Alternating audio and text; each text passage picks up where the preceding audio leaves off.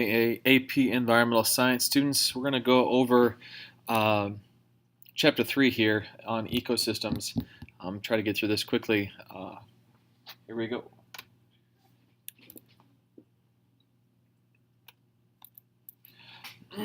All right, we're going to skip over the core case study, get into some of the meat here. Section 1, what keeps us and other organisms alive. We're going to look at the atmosphere, the lithosphere, the hydrosphere, things like that. And then I'll look at some of the flow of energy. First of all, we have these different parts of the Earth. The atmosphere is what we have in terms of available to us for breathing. It's also separated into different layers. We'll talk about those layers later. But this is the one that's important here. The troposphere. The stratosphere is also important, not because we live there or life is there, but because of this ozone layer. That's what blocks out UV radiation. The hydrosphere is water. The geosphere is going to be the Earth itself and all the rock and everything else. The biosphere is life. So there you go.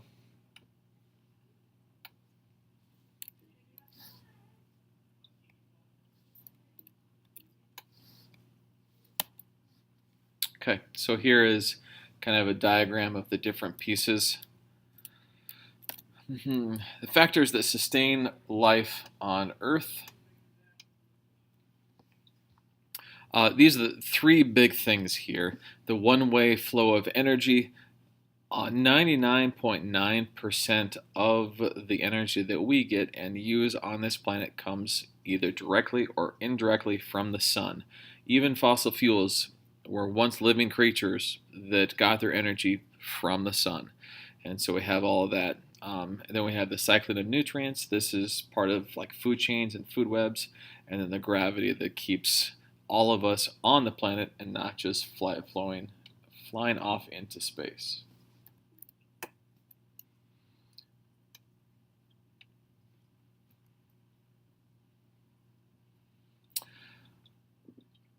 Let's see here. The sun, earth, life, and climate. We have the sun again, and then the radiation coming into the earth, and how that impacts the greenhouse effect. And so what we end up having is the sun coming in, warming the earth. It changes a little bit of its wavelength as it's exiting out, and then some of it's radiated off into the space. And then some of it, though, is trapped in within our atmosphere, which is warming our planet. Now, the greenhouse effect is really important. Without this natural greenhouse effect, the overall temperature of the planet would be about 30 degrees cooler than it is right now. So we're glad that this thing exists. So nobody needs to ever argue with you that there's no such thing as the greenhouse effect, because it for sure happens. It's accepted as fact, as a law. It's just the whether or not we're increasing the greenhouse effect, or if the greenhouse effect is increasing the temperature of the planet right now. That's part of the argument. All right.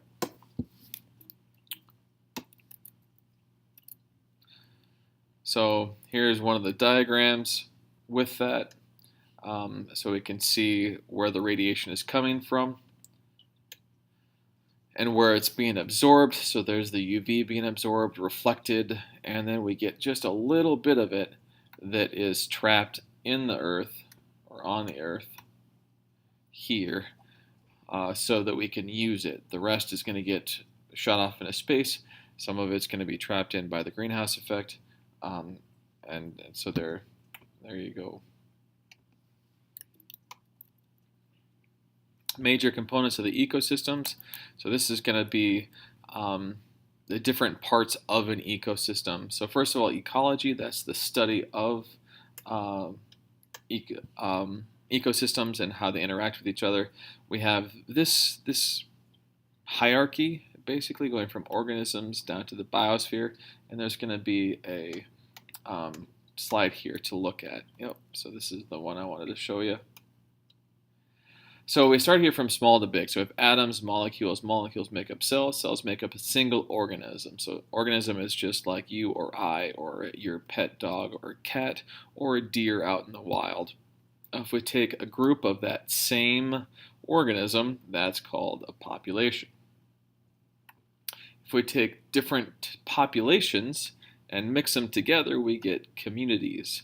And once we look at all of those different things interacting with each other, including that non-living part, that's important, the non-living environment, we get the ecosystem. And then all of the ecosystems together is the biosphere.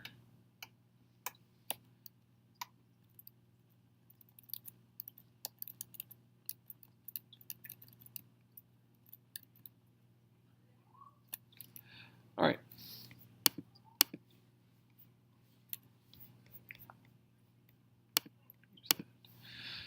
We have non-living and living parts of an ecosystem. We have then the abiotic parts. Those are going to be the non-living parts. So water, air, nutrients, rocks, any of those things are non-living. And then we have the biotic parts, which are the living things like, again, you, I, your pet Rover, Lulu the cat, whatever it happens to be.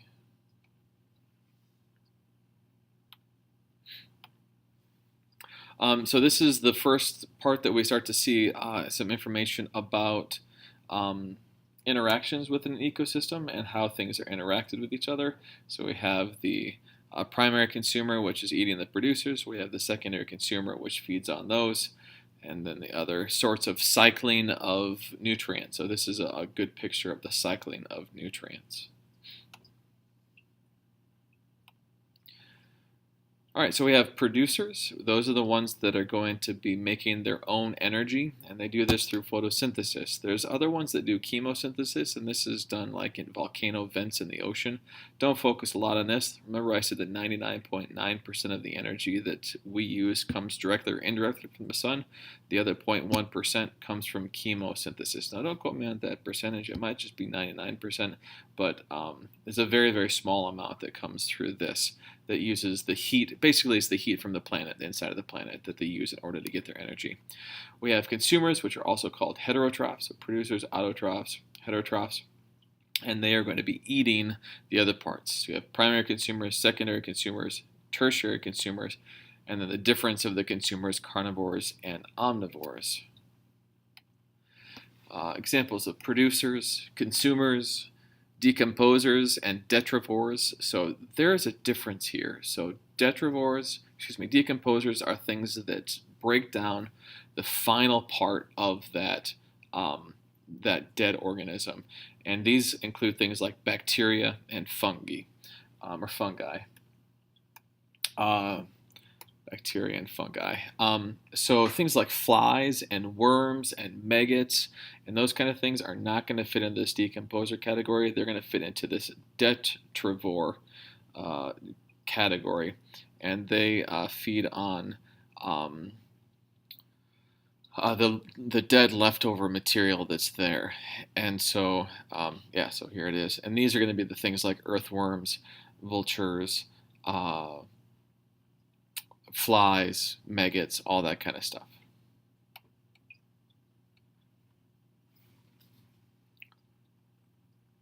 Examples of decomposers, and then these are the detritivores. Detritivores and decomposers, and we can see how that interaction occurs. So these are the detritivores. They feed on detritus, and then the decomposers here break down the final end here, the fungi. All right, producers and consumers are living components of ecosystems, and they go through respiration. There's two different kinds of respiration we need to know. One is aerobic respiration, and aerobic respiration is what we do. So it's breathing. And all mammals for sure breathe, but almost all living things go through aerobic respiration.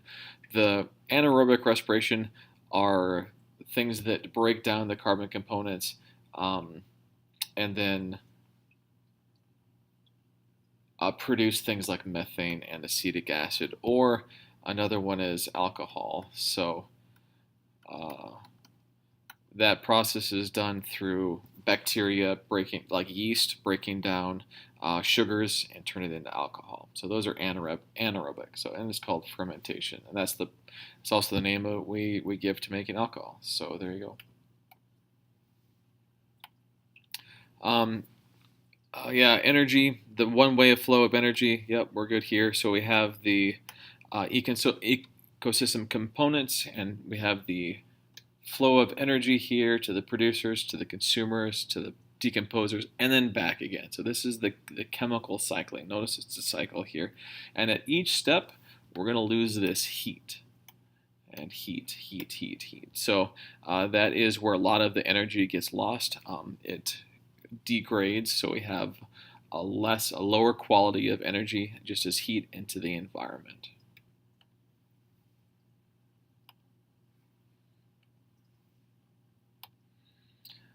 All right. Yep, we've covered those. So in the section 3, looking at food chains and food webs. So a chain is going to be one that shows us the movement of energy and nutrients from one level to the next, and the web is going to be the interconnected food chains. So let's look at a couple examples of these things. So here's a nice food chain. We start with the solar energy.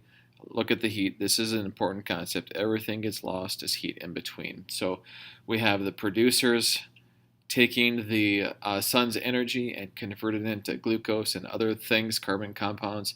Then we have a primary consumer, we have a secondary consumer, then we have the tertiary consumer. And then these are going to be the top carnivores, like I said. Now notice that everything here all feeds back into this. That's going to be our decomposer part. Everything eventually dies. And so we have that as our final resting place for every single one of these pieces.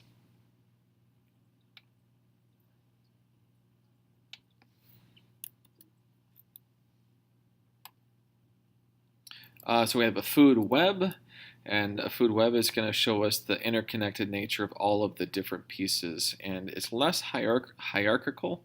It does have some here. You can see down here is producers, and up here are going to be the top consumers, but there's going to be all of these connections here.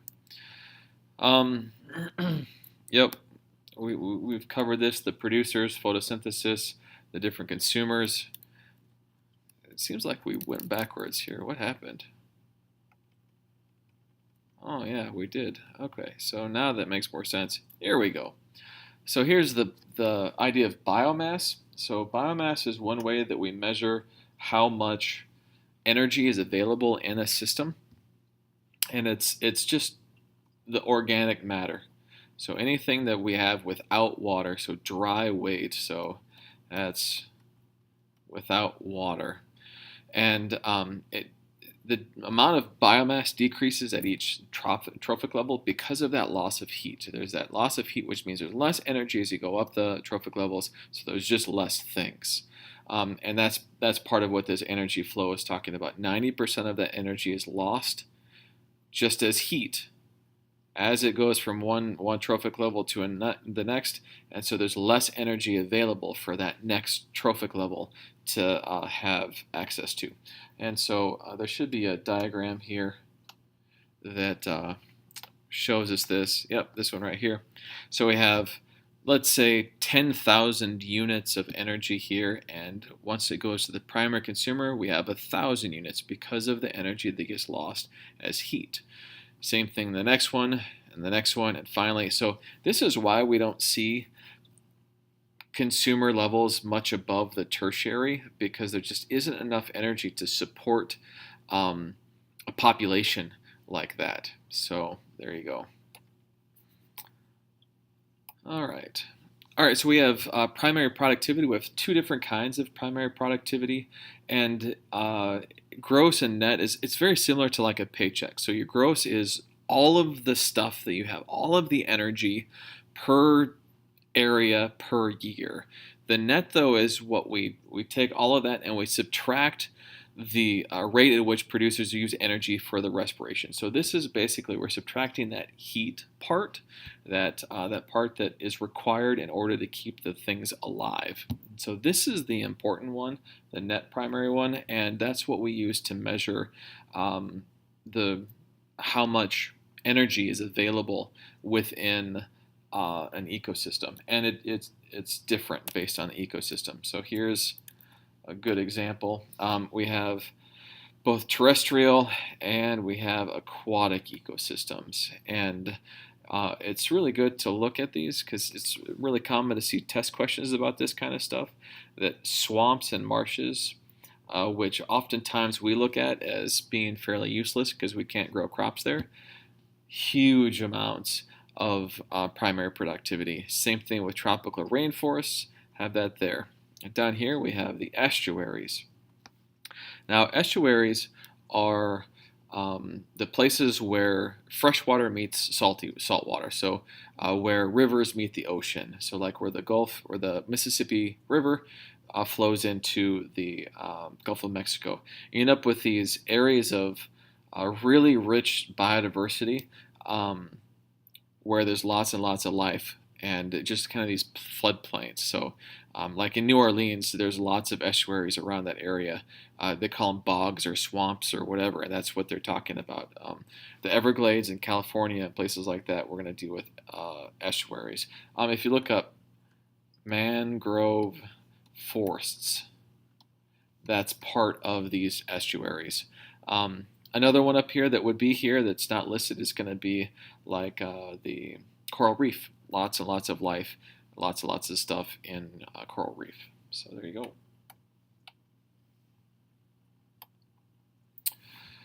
Let's see, what happens to the matter as it goes in an ecosystem? So how does that move? So we have, oh yeah, so this is the biogeochemical cycles, and this is a big deal. And there's actually a good YouTube video that maybe I'll link down below that goes through each of these pretty much really in depth. I'm going to go through them quite quickly. So we have the 5 different kinds: hydrologic, which is also called the water, carbon, nitrogen, phosphorus, and sulfur. And all of these things get stored in certain areas for a certain amount of time. For example, the hydrological water stuff gets stored in the ocean. Carbon, that gets stored into living things. And so we see all of these places that get stored, but then they also go through cycles within nature, and that's really important. So a big topic, we're gonna touch on that in class for a full day. So we're gonna go just directly. Well, maybe we'll look at this because these are important for each of these slides that we look at. They're gonna have how humans impact these cycles, and that's a pretty big deal. So since it's environmental science, we look at how humans impact things, and that's the focus. So we can withdraw large amounts of fresh water from rivers, lakes, groundwater, wherever, without replacing it faster than it can be replenished. Look up the RLC. That's one to look at for overpumping. We can look at the Colorado River as well, and how we dam that. Wow, that's really terrible. River, whatever that says.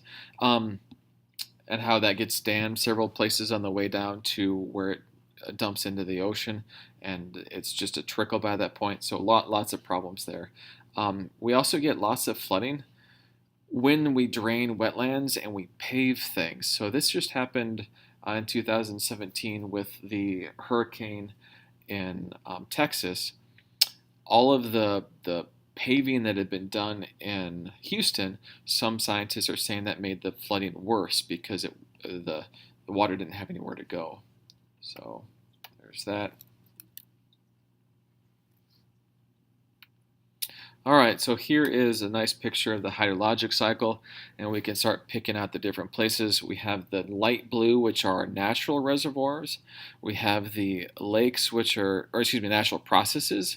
We have the lakes that are natural reservoirs. The processes are things like precipitation, transpiration, evaporation, and then condensation, and then precipitation, and all that kind of stuff. So just the natural processes of the water cycle. Then we have what we do: overpump aquifers, increase runoff because of cropland, increase runoff because of deforestation, water pollution. So those are going to be the different pathways. So these diagrams, super important. Make sure you look at them. Next one is going to be the carbon cycle. The biggest part of the carbon cycle is the photosynthesis side. So right here, um, and that's the link that we have the between us and carbon dioxide. So as we breathe out some of it as carbon dioxide, and that trees suck in carbon dioxide, and so we get more of that carbon dioxide in the atmosphere when we clear trees, not because that produces carbon dioxide, but because that prevents carbon dioxide from being sucked up or used in photosynthesis. And then we can burn fossil fuels, which releases carbon dioxide. And there is a large consensus within the scientific community that this is causing the Earth to warm. Now we know that carbon dioxide is a greenhouse gas, and we know that if we do controlled experiments, we can warm up small environments by increasing the concentration of carbon dioxide. And so it is a logical step to say that the warming that we're getting right now in the atmosphere is probably due to the increase in carbon dioxide that we have from burning fossil fuels. All right. Here is another diagram, very similar. We have the different stores. The biggest store of carbon is going to be in rock, I believe, and limestone. So that's a big deal. We also have a store in fossil fuels. It gets stored in us and living things, and then it gets put into the atmosphere through breathing and other processes. So we can see the human-caused processes that are causing the problems: the transportation from cars, deforestation, forest fires. You can see both arrows here because sometimes forest fires are caused by people, sometimes they're natural. We have the burning of fossil fuels, and you can see the size of the arrow. That's kind of important because that's the big one that we look at to decide whether or not the planet is warming because of the burning of fossil fuels. All right, so atmospheric carbon dioxide, we talked about a little bit already. And this is what it was in 1960, and you can see it's just steadily increased. And it's pretty hard to look at this graph and say that there isn't something happening here, something that we need to look at. Nitrogen cycle. So this is a big one. So the atmosphere is 78% nitrogen. But that nitrogen is not usable. There are very few things that can take that nitrogen and turn it into something that they can use. And we all need it. We use it to make amino acids and other parts of cells, biological functioning things. And so we need to get that nitrogen somehow. As a consumer, we get it by eating things. The producers, though, need to get their nitrogen from other places. So they get it from the soil. Now, nitrogen needs to be what's called fixed. And when it's fixed, it means that it's in a usable form for those plants. And so usable form is going to be something like ammonia or ammonium ions, things like that. And so there are special kinds of bacteria that can fix this. And this bacteria is often found in legumes. Oops, I'm going to have to I'll leave it. Legumes. Like peanuts, or more importantly for us, soybeans. Soybeans then are able to fix this nitrogen with this bacteria in the roots, and that gets put back into the soil so that the next year when we grow corn, we can do so. The nitrification process is going to be changing those ammonium and ammonia ions into nitrate ions that can be used. And the denitrification process is the final process where these nitrate ions get turned back into the nitrogen gas, completing that cycle. So there's another diagram here. Let's see if we can look at that. Okay, so this is one that we should pause at, though, the human ways. So we burn fossil fuels that contain nitrogen compounds. We have nitrogen compounds from fertilizers and manure. So just adding anhydrous ammonia to the soil. We can deforest, again, preventing the uptake of these nutrients, the nitrogen nutrients. We add excess nitrates to the bodies of water. This usually happens again from these fertilizers because this anhydrous ammonia then gets eventually run off into the bodies of water. And then we just remove the topsoil, really. Well, not only this topsoil, but we grow crops that require lots of nitrogen, like corn. And so it just sucks up all of that nitrogen. All right. So here is the slide. Talked about almost all of this already, so it won't take long here. Nitrogen is stored in these places here, and we can see the different places that we can increase nitrogen. So this is the process. Here is the pathway. So we're doing this. Same thing here, burning fossil fuels, and then the natural processes. So there's always going to be these natural processes and human-caused processes. Nitrogen input into the environment has increased dramatically. We can see this is primarily through fertilizers. The phosphorus cycle. This is, I think, the last one. I can't remember right now. We'll find out, I guess. But this one is interesting because it cycles through the water, the Earth's crust, and living organism. This is the only one that does not cycle through the atmosphere. So this is no atmosphere. Only through those places. So we impact it by clearing forests, removing phosphates to make fertilizers. So phosphates are not generally manufactured in a lab like nitrogen fertilizers are. So we mine them, and then just through erosion. So places that we have done a lot of habitat disruption that can then erode, and then those phosphates can leach into streams and places like that. So,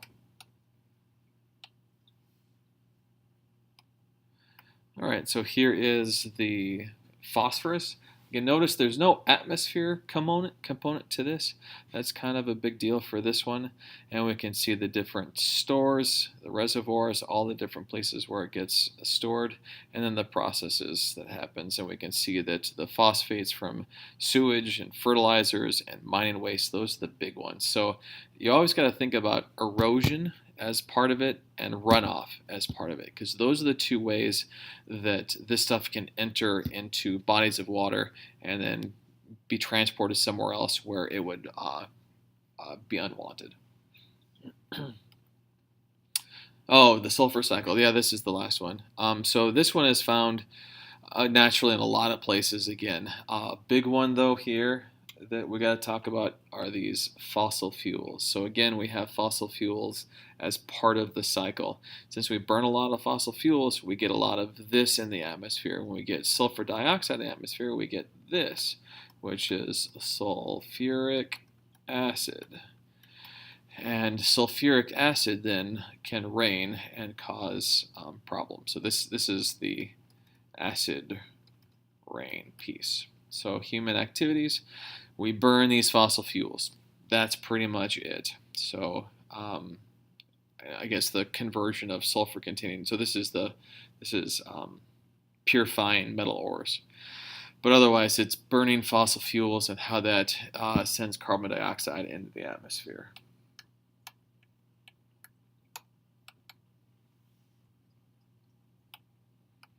All right, so there it is. We have all the different stores where we have it, and then the different processes through it. We always have that decay part. These are, and it's important to note, we always talk about the bad things that humans do to increase the amount of these things in the ecosystems or in the biosphere, but they're important pieces of life. All of them are required for life. It's just when we upset the balance that it becomes a problem. And we can see that here. We have that part of this here where we have the consumers getting their sulfur from the producers, and so on. So there we go.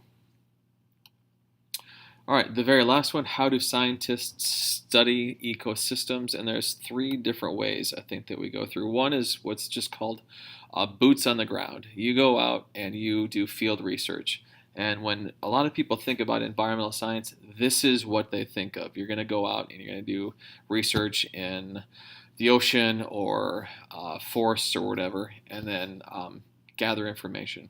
With this, though, comes new technologies. You can go out and do remote sensoring. You can do digital imaging and look for things that way, or use GIS software, which is kind of a big deal right now. And really, like, you can do some of this GIS stuff with just using Google Earth and getting information from this. There's a lot of research that's being done because of all the satellite images that we're getting from Google Earth. So there's that one. The next one is going to be, oops, sorry. The next one is going to be stuff in the lab. And this is primarily what we do in AP Environmental Science. I wish we could do more of the boots on the ground, but living in Iowa and having the school during the winter, there's not as much that we can do that maybe if we lived in a warmer climate we'd be able to. So a lot of this kind of stuff, a lot of, like, we're doing this one right now, basically the aquarium tanks, what we're doing are eco columns. So this would be an example of that laboratory stuff. All right. The last one is going to be mathematical models. So computer simulations. So this is the kind of stuff that is done when we look at global warming and the simulations that are run and all of the different things that have to go into making predictions. So this goes into climate science as well. So a lot of stuff there. All right. We have the just the concept that we need more information. And then we have the 3 big ideas. All right, ladies and gentlemen, that took about, maybe a little bit longer than I wanted, but thanks for watching, and we'll see you for Chapter 4.